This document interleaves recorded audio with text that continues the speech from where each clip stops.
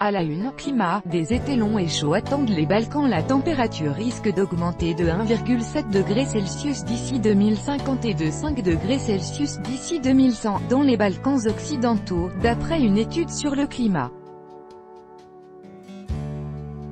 Copyright ARMENDNIMANIAFP. Une revue de presse présentée en partenariat avec le Courrier des Balkans. Canicule, fortes précipitations, inondations, quelque chose semble vraiment détraqué avec le temps qu'il fait. La température risque d'augmenter de 1,7 degrés Celsius d'ici 2050 et de 5 degrés Celsius d'ici 2100, avertit une étude sur le changement climatique dans les Balkans occidentaux. Des prévisions alarmantes, alors que certaines capitales de la région comptent parmi les plus polluées au monde. Lire climat, des étés longs et chauds attendent les Balkans, vagues de froid, inondations et canicules. Les Balkans au défi des changements climatiques. Le sommet européen a confirmé une entrouverte de la porte à la Macédoine. Malgré la conclusion d'un accord historique avec la Grèce, Skopje a dû faire face jusqu'au dernier moment à l'opposition de la France et des Pays-Bas. Lire Macédoine, le petit « oui, mais » de l'Union européenne, Macédoine versus Grèce, l'interminable conflit du nom, les Balkans et l'élargissement européen, on reprend ou on arrête? La Cour suprême de Moldavie a confirmé, lundi 25 juin, l'invalidation de l'élection d'Andrei Năstase à la mairie de Chisinau, prononcée une semaine plus tôt par une juridiction inférieure. Des milliers de personnes se sont rassemblées mardi devant l'hôtel de ville, pour la 6e journée consécutive. Lire Moldavie, à Chisinau, élection volée, peuple capturé, Moldavie, la rue mobilisée contre la corruption de l'État. Ils veulent se faire les porte-parole des exclus de la transition et prétendent défendre les intérêts nationaux, mais se présentent souvent sous la forme d'ONG.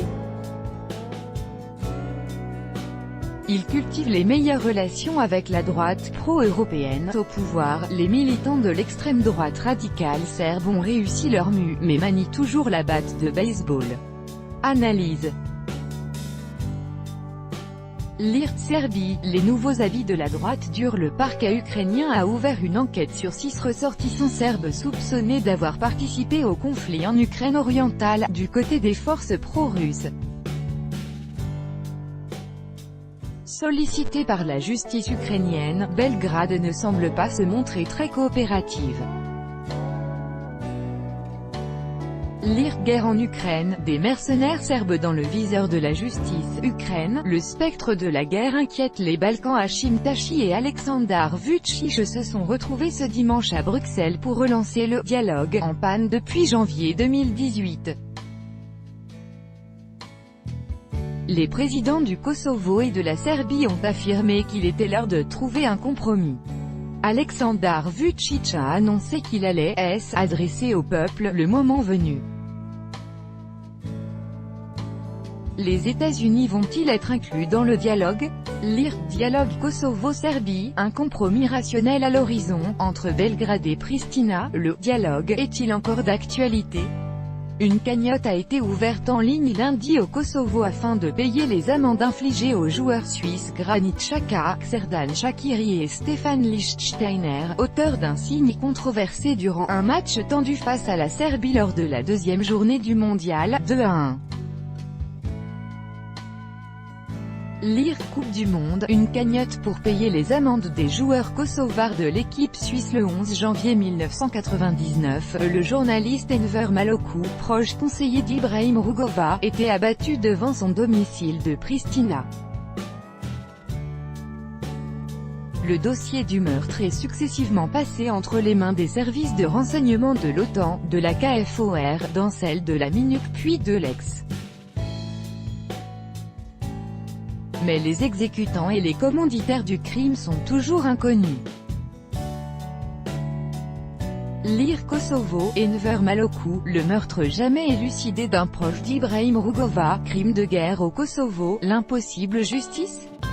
C'est avec une maison de briques inachevée que le Kosovo se présente à la Biennale internationale d'architecture de Venise, qui a ouvert ses portes le 16 mai dernier.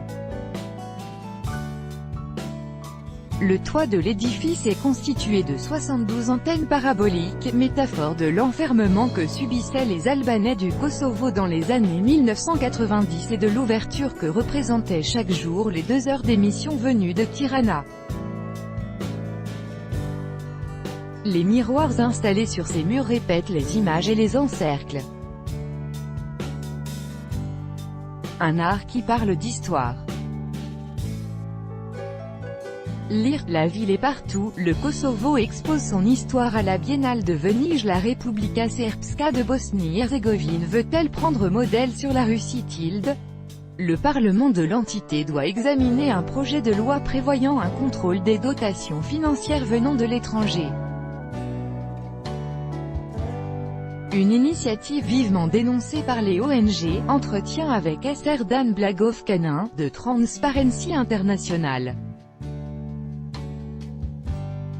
Lire, Bosnie-Herzégovine, les ONG dénoncent un climat de lynchage en Republika Srpska. Une agence de paris sportifs pour 1000 habitants, un cinquième de la population habituée au jeu et de plus en plus d'addictions pathologiques. Depuis 2015, le nombre d'agences a triplé au fur et à mesure que le pays s'enfonçait dans la crise. Le rêve de nombreux Bosniens, réaliser un gros gain et quitter le pays. Lire, les agences de paris sportifs, ultime rêve des citoyens de Bosnie-Herzégovine. La saison estivale a déjà commencé, et rien ne semble plus difficile que de trouver des travailleurs saisonniers. Au Monténégro, le chômage frappe officiellement 22% de la population active, mais 18 000 emplois sont prévus pour les saisonniers étrangers. En cause, de bas salaires et la concurrence de la Croatie, elle aussi en manque de main-d'œuvre saisonnière.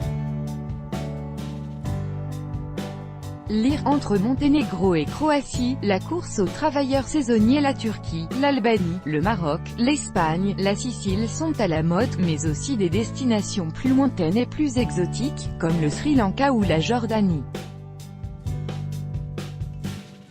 La côte d'Almaty reste néanmoins, cette année encore, la destination privilégiée des touristes de Bosnie-Herzégovine. Dans un pays ravagé par la crise, les agences cassent leurs prix et multiplient les offres de crédit. Tour d'horizon. Lire, Bosnie-Herzégovine, quand on part en vacances, où va-t-on? Tourisme, dans un monde en crise, les Balkans, une destination refuge.